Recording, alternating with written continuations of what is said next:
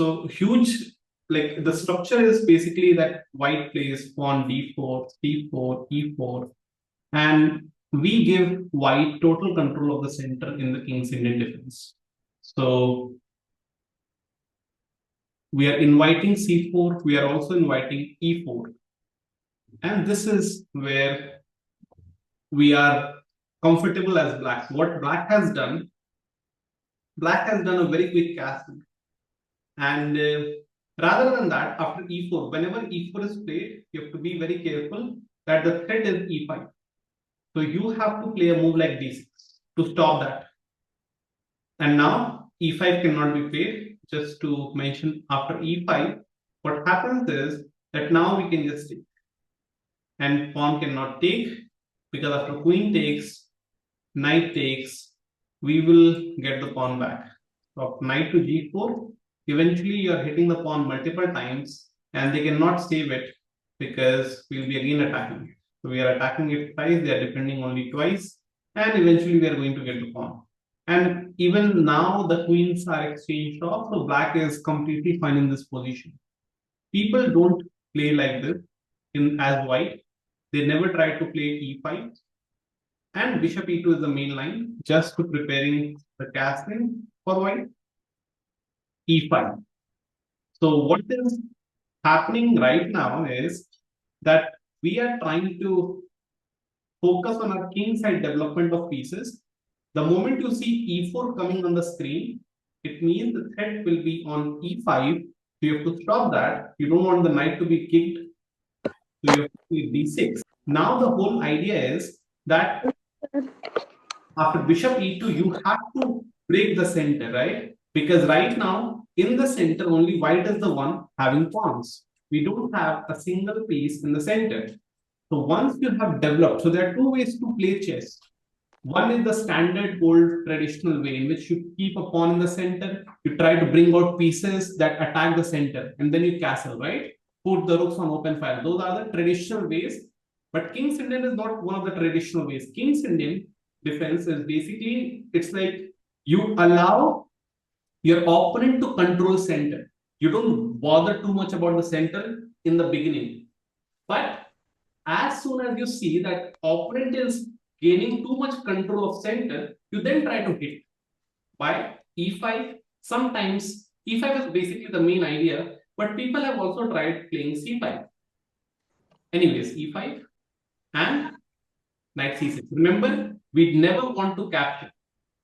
We don't want to capture like this. We want them to capture us. Okay, so that we can again put a pawn in the center. After knight c6, we really provoke the move pawn d5, and we can go knight to e7.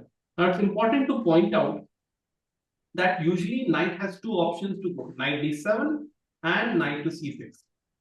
At your level, what I would say is you should always follow the traditional path, which is knight to c6. Knight d7 can be played, but it is to be played when you have gained some experience while playing King's Indian defense, not right away. The reason I'm saying is because the moment you put the knight on d7, you don't keep the possibility alive of bishop g4 ideas.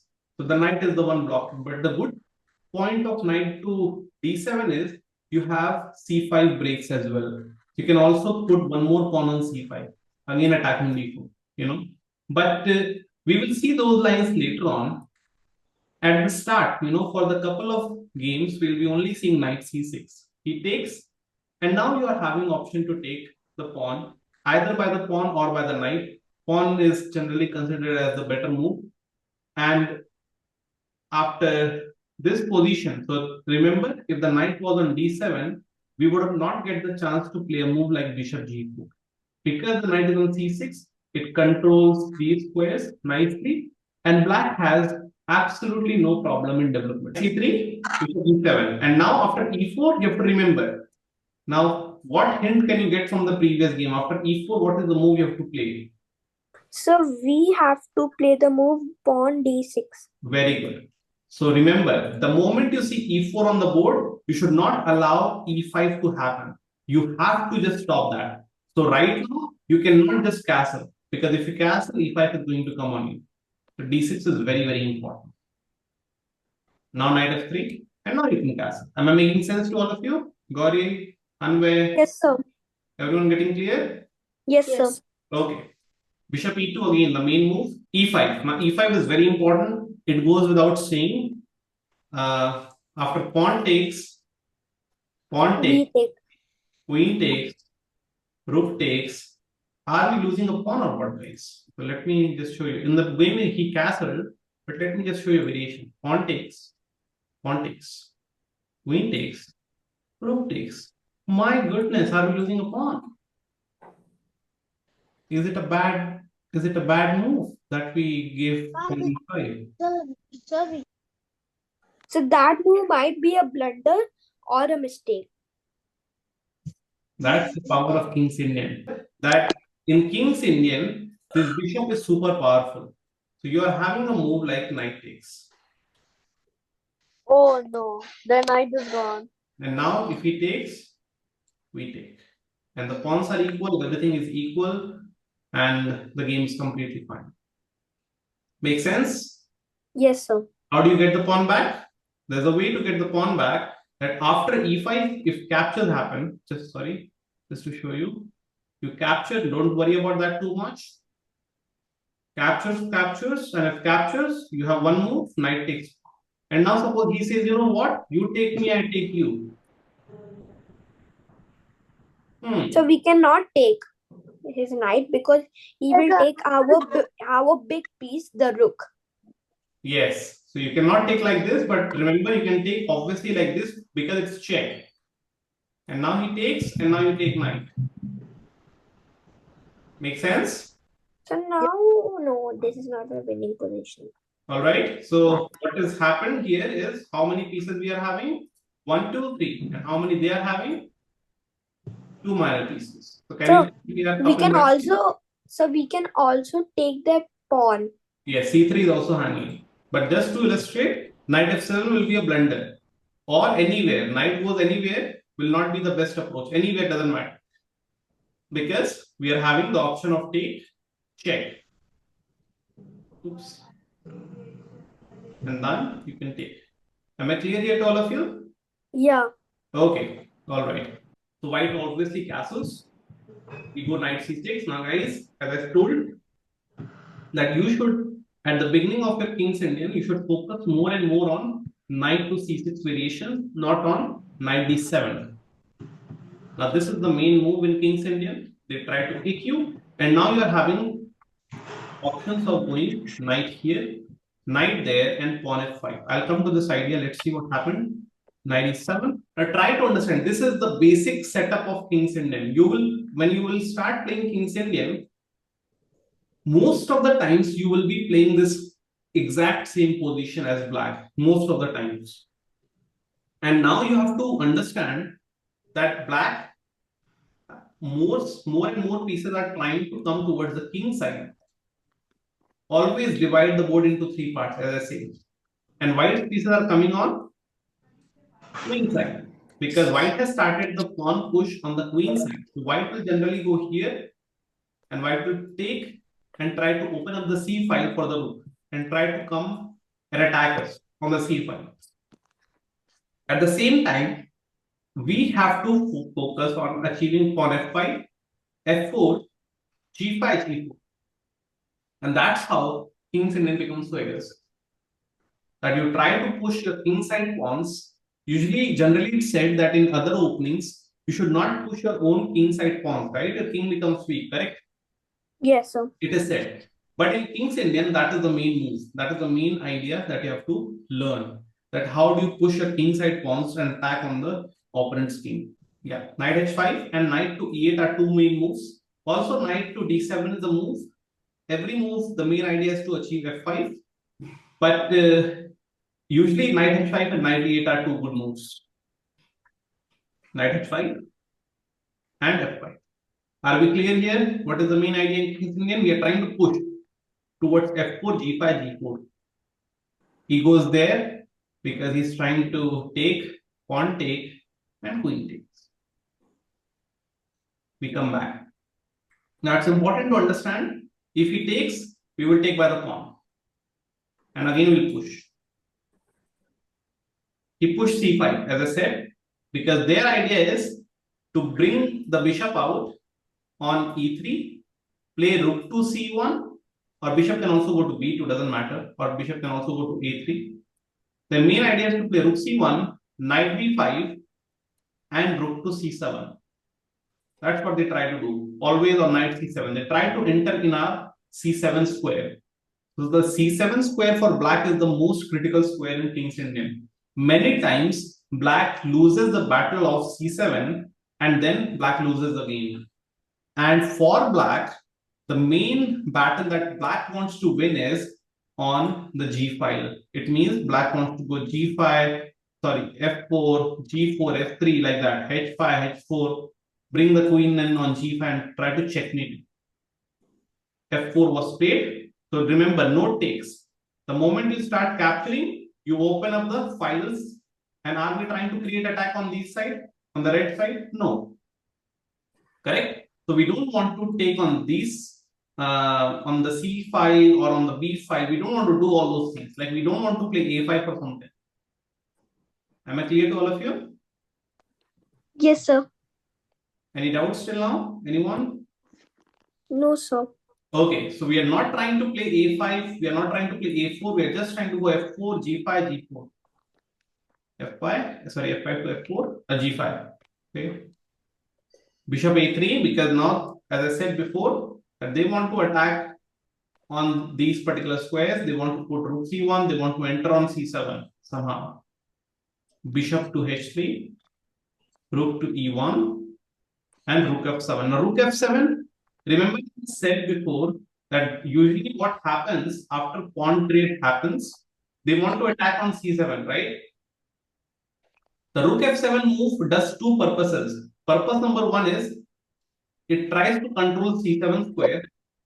Purpose number two is, which is a main purpose, bishop comes on f8 to defend d6, and rook goes on g7 and tries to go for king hunt, like this. So this is the main maneuver in King's Indian, what you have to remember. What's the maneuver? Rook f7, bishop f8, and rook g7. I hope it's not getting complicated. So, Yeah. so it is like a triangle, no? Sorry? That three move. Yeah, kind of you can understand like that. And then knight goes g6, bishop will be protecting d6, rook will be protecting c7. Aravada, is it getting clear to you guys? Okay, yes.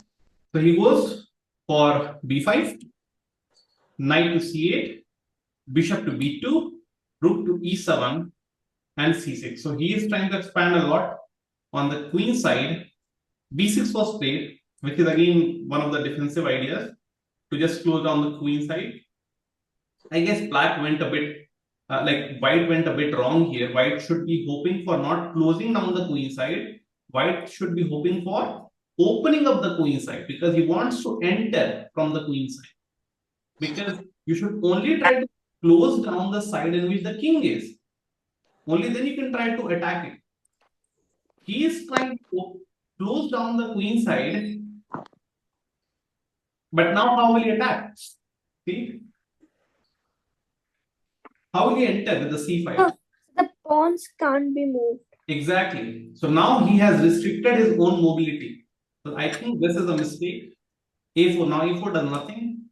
Queen goes here. Now can you guys understand why queen went here? Because everyone wants to go for the king hunt. So probably we are eyeing for queen to g6 and then try to open up the king side. a5, rook to b8, captures, rook a3, h5,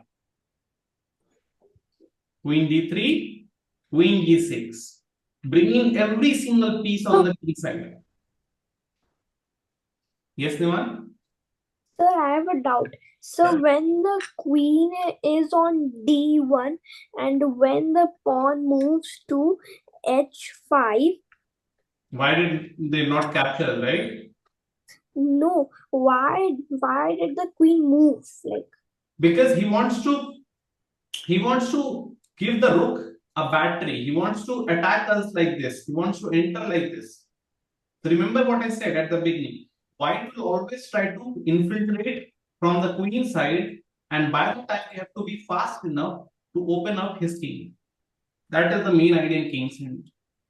Okay, makes sense. So until unless he won't move the queen away, how will he try to bring out the rook? See, rook a1 is controlling the eighth hand. And now the whole idea is, even if you are having a rook like this, fine, that's completely fine because this rook is controlling the eighth hand. That's why rook e8 was played. Bishop to h6, takes. And because, as I said before, because the rook is on the eighth line, the knight is not hanging. But remember, if the rook was on e7 only, after bishop f1 and capture, the knight was under queen. It's important to know. Okay, g4 takes and takes. Okay, we are trying to push more and more pawns towards him. g3 takes. Now, how do we try to beat attack? The king is almost gone. Anyone, any hints? Sir, pawn to h4. Pawn h4. Okay, any other ideas? h4 is making sense. Sir, bishop to e3. And knight takes and queen e3 check like this. Yeah. Makes sense. Every move is decent. So now you will be able to understand that who is faster. Was black faster in opening of the king, or was white faster in creating an entry point on the queen side? Who was faster here? Sir, I think black was Black was faster, exactly. Because black is faster, the moment after a couple of moves, after maybe 25 to 30 moves, the moment it becomes open, it becomes very aggressive. So now h4 was played, which was rightly pointed out most of you.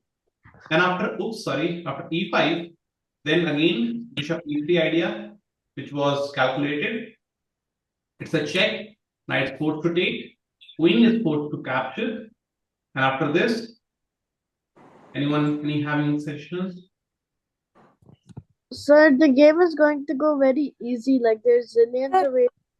So queen e3. Queen e3 is fine. Okay, what else? You will also lose your knight, by the way. Sir, queen e1. Queen e1, knight f1. So you have to calculate, because they're also losing knight. Maybe queen e1 can be done. Okay, what about queen h3 is also a way. Sir, queen h3. Okay, so let's see the game. Let's enjoy the show. Queen h3 was played, king e1, and now you want to kind of capture big check. So what's the difference? You're not going queen e3 directly because it is not with check. So you go ahead and you go take with check. He goes away. And now it's very simple. It's like child's play now. You again do the same thing. And how do you figure out a mate here? Can anyone tell me how do you figure out a mate here? It's super easy. Very easy. Anyone can. Sir, so first we have to free the knight on the f5. Yeah, so you want to go where? There. Yes. Because you're threatening mate. And Yes. you're saying, Yes. maybe some attack. And then this is mate, right? Yes. Yeah. Nothing can be done. If he does this, don't worry too much. This is mate. It's a bit higher rated just to show you why you have to, again, we follow the similar structure.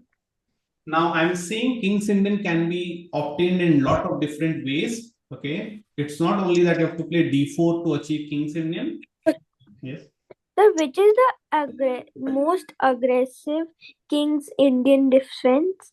This is like the classical variation is very aggressive. The best reply is Austrian variation. When I'll be teaching you more and more King's Indian, I'll show you what is Austrian. Austrian is, let me just give you a hint.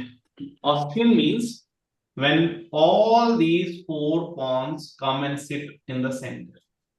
and that is the most aggressive way to play in King's Indian. But that is for a different day. Okay, this is just for introduction. Today is just introduction. So now we'll go one by one. So we'll start with G6. G6. Okay, G6 is actually the right move. You have to play G6. Okay. Now after knight C3, other. What do you do after this? After knight C3? So now pawn D6. Okay. What about Gauri? Sir, I think knight out. Knight to C6? Yes, sir. Okay. What about Niman? So bishop G7. Very good. Bishop G7 is the main move. And now he goes E4. Now I have told you in the class, the moment they go E4, I'll go back to awake. Awake, do you remember? I told that the moment white goes E4, you have to play a very, like, only awake. Sir, wasn't there, but I think you will play the other pawn P6. Queen pawn to D6. Very good. Very good. D6. You stop E5 by playing D6. Very important move, guys. Okay. Now he goes here. Now only Arav. Arav, what was the next move? The pawn to E5. Okay. What about Gauri? So bishop G3. Bishop Sorry. G4. G4. Okay. What about Niman? Sir, knight C6. Knight C6. Okay. So here, basically, remember when to play knight C6. You Sir, can. I think so. We should play pawn E5, then knight C6. Yes, it's important to learn this. That first you have to play castles, then pawn E5, and then you have to play knight C6. Why? Because if you push it, you should have one escape square on E7. If you play knight C6 right away, you don't actually have the escape square on E7, do you? Okay. So you first try to cast bishop E2, the main move, and now E5. I hope the class is understanding move by move. Yes, sir. The problem with knight C6, again I will tell for everyone that D5 will happen and you won't have this back, cannot come back. You will be, after knight C6, you will be landing up in some problems because you will have to go here and capture, you will have double pawns on E5, which you don't want. So first E5, very important. Now he castles, that's the main move. Now I'll come back to later on, at the later stages when you'll be playing a lot of King's Indian. He can also play D5 right away, which controls the C6 square, and knight C6 is never allowed. In those lines, you have to play a different setup. You have to put the knight on C5. And how so that would, sir. Yeah. So that would be another variation, right? Yes, that will be a different variation. Okay, the D5 will, when D5 happens, you have to start with A5, B6, knight A6, knight C5. But I'll come, like, that is for a different day. Castles and knight C5. Okay, D5, we go here. So is everyone clear with this setup? Yes, sir. Till now, anyone having any doubts, please ask, because you have to remember the setups, guys.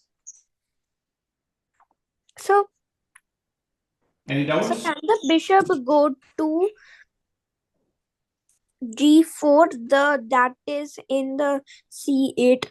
No, square? Usually in the King's Indian, we keep the bishop here only for the very long. Remember, my main plan is to achieve F5, F4, G4. So I have to keep the square G4 empty for the pawn. That's why the bishop don't move on. So we'll see. He goes, now this is the main move from the white side. Knight goes there. And we go knight to D7 this time. Remember in the last time we saw knight to H5, but can anyone, only by raising hand, not randomly. Why did black did not choose knight to H5? Sir. No, someone else, some other student. Why not knight H5? Sir, because the bishop would capture the knight. Okay, and pawn captures. And then queen captures. Exactly, very good. So remember when to play knight h5. Suppose if I play something like pawn to b4, will you play knight h5? Gauri, is it clear that if they play knight away, suppose like, can we play knight h5 now? Understand the logic? No, not No, at all. not at all. But if they play something like, let me ask you randomly. Okay, if they play something like, suppose rook to b1, can we play knight h5 now? Yeah. Okay, the class is understood. Fine. So let's see. Knight goes here. Now knight d7, as I said before. Knight to d3 and f5. This is very, very crucial for you to go f4, g5, g4, h5 like that. If you are dealing that, then white will be playing b4, c5, and white will be better. Sorry, bishop to d2 to bring rook c1, knight f6. Because remember, this knight is not a good knight. You want to bring the knight back. In the previous game, when knight h5 was played, f5 was played, again the knight came back, if you remember the previous game. So again you put knight f6, f3, f4. Why f4? What is the next step? g5, h5, g4, okay? Rook c1. There's so many pawns together. They're Right. like kill the king. It's winning like. So these pawns are telling us a story to go towards the king side, and their pawns are telling us the story to go towards the queen side. That's the fight. The faster side will win the game. So now after g5, c5. Now this is again a very important move. Remember why c5? You want to capture, you want to play knight to b5, and you want to enter. You want to enter on knight to c7. That's the main idea, because rook will be guarding the c7 square. So that battle is very important to understand. Knight g6. Captures. Are they clear? Queen b3, h5. Opening the king's Indian is a very dangerous opening. Very dangerous, exactly, for both the sides. It's not like it's dangerous only for white. It's very dangerous for black also. Also, if you miss, it's like you miss, I hit. And I miss, you hit. And both lose. Yes. Exactly. So h3, and now remember, all right. So now we go knight h4. Now we start seeing the calculation. Now this is where you have to achieve this position. The moment you achieve this kind of position, remember how do you calculate some sacrifices. Rook c2 trying to double up. Rook f7. Remember the maneuver. He doubled up. Bishop f8. Now I guess this is not new idea, right? This is like we have already seen this. Yeah. There, because he wants to sit on b6 now, and he wants to come on c5. Yeah. Knight b6. Anyways, we take, rook takes, and takes, and because of bishop on f8, it's not a check, correct? Sir, we're winning now. We're winning. We are winning because we are the ones who have started g4. He went rook c6, queen a2, queen a7 just to maintain the pin. Bishop there, pawn g3, bishop b6, queen to b8, knight moves, and now we are hitting the bishop. Bishop moves, queen check, and now how do we enter? Let's see some suggestions from. They're very easy. Queen to f3. No, f2.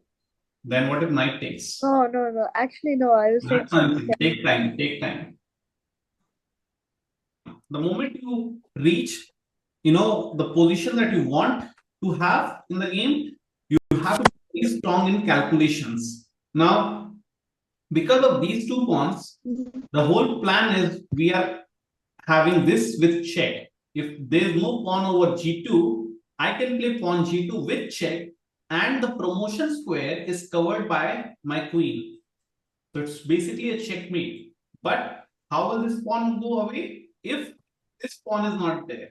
I mean, if the whole idea is, suppose if this pawn goes away, I can push pawn f3, right?